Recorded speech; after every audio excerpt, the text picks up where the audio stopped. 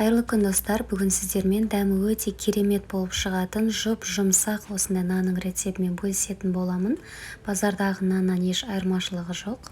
Міндетті түрде жасап көріңіздер. Менің каналыма тіркеліп лайк басып, қоңыраушаны басып кетіңіз. Алдағы уақытта бір жасағаннан дұрыс шығатын рецепттермен бөлісетін боламын. Міндетті түрде тіркелуді ұмытпаңыз. Ең алдымен ыдысымызға жылы суымызды құямыз. Қатты ыстық болмау керек. Үстіне 2 шай қасық ашытқымызды саламыз. Араластырып 10 минутқа тұндырып қоямыз. Осылай көтерілуі керек. Енді ыдысымызға шым-шым ыстық суымызды құямыз. Қатты ыстық болмау керек. Үстінен 2 ас қасық қантымызды саламыз. 2 шай қасық тұз саламыз. Сұйық майымызды құйып араластырамыз. Енді үстіне бөлме температурасында тұрған ұнымызды салып, електен өткізілген қамыр илеуді бастаймыз. Жаңағы дайындап алған ашытқымызды үстінен саламыз.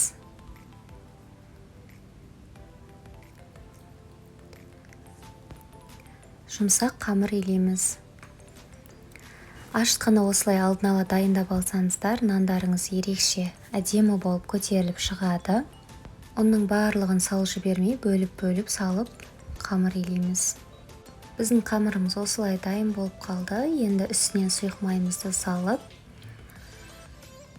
2 сағатқа тұндырып қоямыз. Мінекей біздің қамырымыз жұмсақтығы осылай болу керек.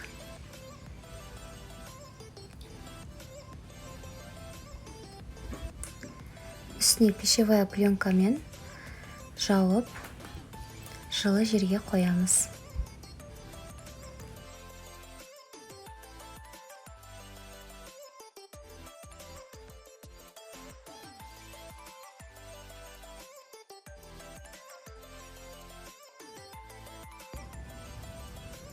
Біздің қамырымыз ашыды.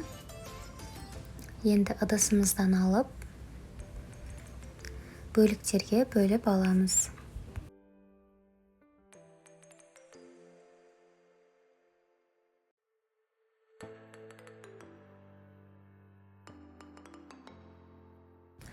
Қамырымыздың астына ұн сеуіп жібереміз. Себебі қамырымыз жұмсақ, жабысып қалуы мүмкін.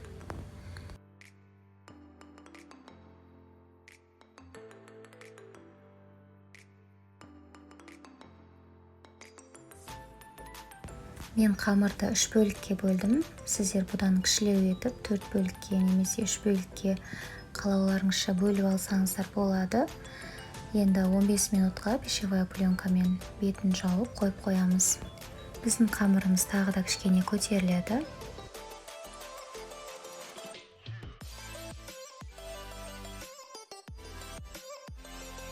Енді қамырларымызды формаға келтіріп аламыз. Ыдысымызды майлап немесе кішкене ұн сеуіп жіберіп, нанымызды орналастырамыз.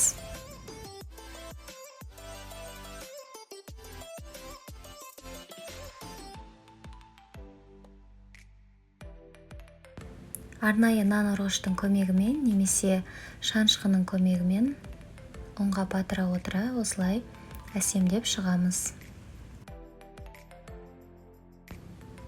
Дайын болған қамырымыздың үстіне жұмыртқамызды жағып, бетіне күнжіт себеміз. Қалауларыңызша сеппесеңіздер де болады. Қызып тұрған пеште 185 градуста пісіріп аламыз. Нанымыз өте керемет болып шықты. Қонақтың алдына ұялмай қоятындай керемет нан болады. Міндетті түрде жасап көріңіздер. Рецепт сіздерге пайдалы болса лайк басып, қоңыраушаны басып тіркелуді ұмытпаңыз. Сіздермен бірге болған Феруза.